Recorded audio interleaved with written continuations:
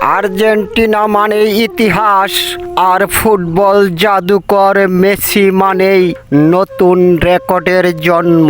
Argentina Switzerland match শেষে Argentina পাহাড় সমান ইতিহাস নিজের করে নিলেন।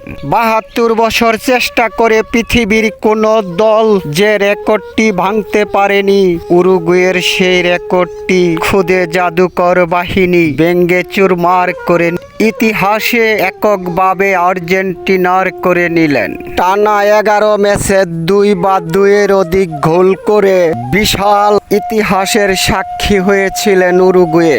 মেসি বাহিনী বিশ্বকাপে একটানা ২/২-এর অধিক ১২ ম্যাচে গোল করে পাহাড় সমান সেই রেকর্ডটি এককভাবে আর্জেন্টিনার করে নিলেন। খুদে জাদুকরের অপ্রাপ্তি বলতে কিচ্ছু নেই। খুদে জাদুকরের প্রাপ্তির ভাণ্ড একেবারে টইটুম্বুর।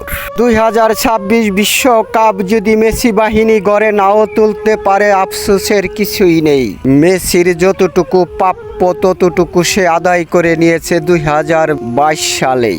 ২০২৬ বিশ্বকাপটা মেসি শুধু এনজয় করেছে। সেমিফাইনালে ইংল্যান্ডের কাছে জিতবে কথাটা আমি জোর দিয়ে বলি না, কারণ ম্যাচে একটা মাত্র ভুলই ম্যাচ থেকে ছিটকে যাওয়া যথেষ্ট।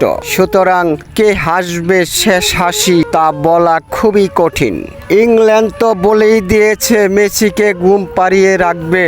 সুপার কম্পিউটারও ইংল্যান্ডের পক্ষেই কথা বলেছেন, আর্জেন্টিনার চেয়ে ইংল্যান্ডকে এগিয়ে রেখেছেন। তারপরও আমি বলবো, ফুটবল জাদুকরের কাছে কোনো দৈত্য, কোনো জাদুকর, কোনো সুপার কম্পিউটারের খাবার নেই। সুপার কম্পিউটারের চিন্তাধারা যেখানে শেষ, স্কালোনি ওখান থেকেই শুরু করে। এই ভিডিওটা করার মাত্র ৪-৫ ঘন্টা পরেই ইংল্যান্ড এবং আর্জেন্টিনার সেমিফাইনাল খেলা হবে।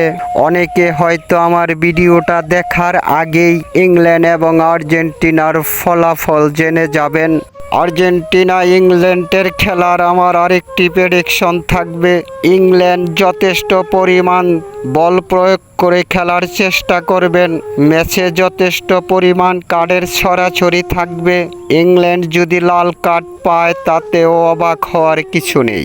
আমার বিশ্বাস আর্জেন্টিনা সুপার কম্পিউটারকে ভুল প্রমাণ করে ইংল্যান্ডকে সেমিফাইনালে হারিয়ে কোটি কোটি ভক্তের মনে আনন্দের সুবাতাস ছড়িয়ে দিবেন। আর্জেন্টিনার শুভ কামনা করে আজকের মতো বিদায় নিলাম। সুজন অতিথি, রং মাল্টিমিডিয়া।